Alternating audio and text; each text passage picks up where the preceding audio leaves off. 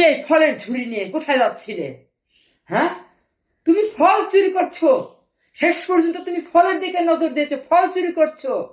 ও, আমি যে প্রতিদিন ফল খাই সেটা দেখে তোমার সহ্য হচ্ছে না, ভালো লাগছে না, তাই না?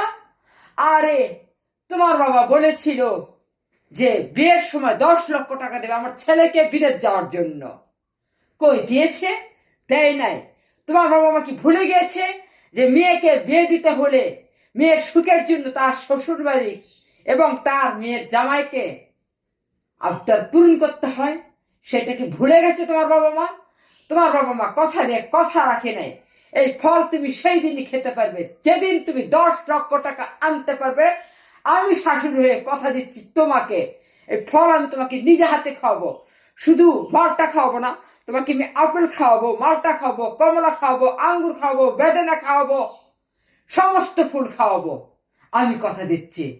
যাও, আগামীকালকে তুমি তোমার বাবার বাড়ি গিয়ে 10 লক্ষ টাকা আনতে পারলে সেদিন ফলের ঝুড়ি আমি তোমার মুখের উপর এমনি দিয়ে আসবো।